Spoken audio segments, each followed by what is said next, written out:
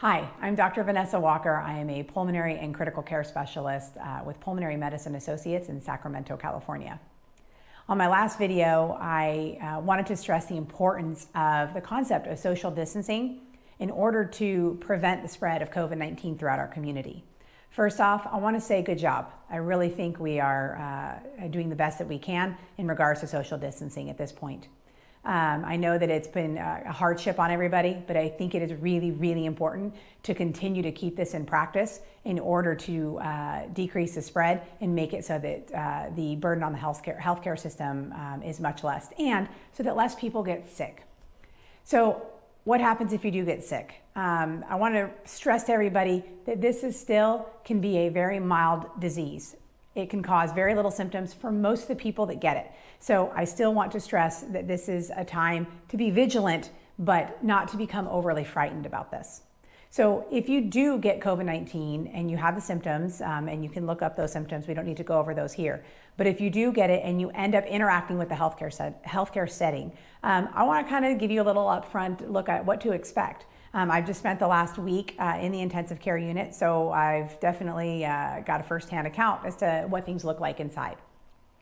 First off, when you show up to an emergency department, it's going to look a little bit scary. There's going to be tents set up in some hospitals. There are going to be people in gowns and masks to greet you. It is simply a way to protect themselves and to protect you, to make sure that you get put into the right spot so that we can decrease the spread when people are coming to seek care. So that's one thing I want to make sure that everybody is aware of.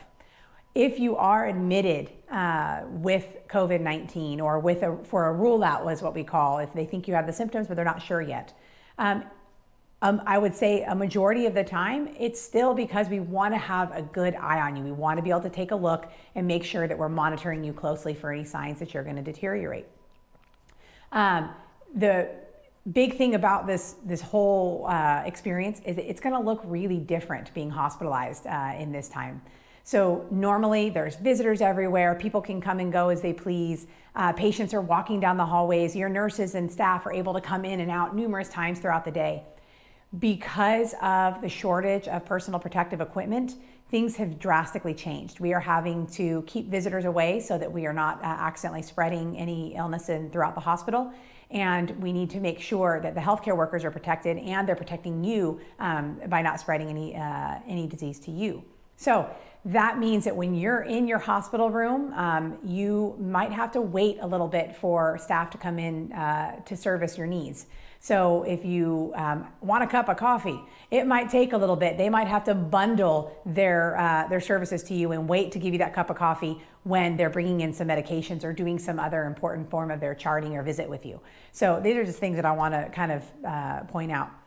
Please, if you can, just be patient. A lot of the healthcare staff are under stress because of this increased workload and all the preparation that the hospitals are putting into getting ready for what we think is going to be a rather large surge of patients that are ill. So please be patient with us. If it's not the level of service that you expected the last time you were hospitalized or that when you were visiting a friend or a family member, just know that that's the reason why. And then let's get creative on how we can communicate with our patients that are in the hospital. So make sure if you have the resources, try to provide them with either a smartphone or an iPad or something that will allow you some form of video chatting or other way to communicate. That way they can feel connected to the outside world, because that's a really important part of healing. For those that don't have those resources or can't operate them, I assure you the nursing staff and various other staff will try to allow you to communicate as best they can. But once again, have patience, because we are going to be very, very overworked and trying to meet everyone's needs are going to be difficult. And the delivery of healthcare will always come first. So I also, at the end, I want to give a big shout out to everybody that I've worked with over the past week. The healthcare team has really come together and partnered with each other through these really challenging times. It's going to be a rough road ahead. I know that we're up to the task. This is what we do. This is what we signed up for. And it is an honor to continue to serve on the front lines with you.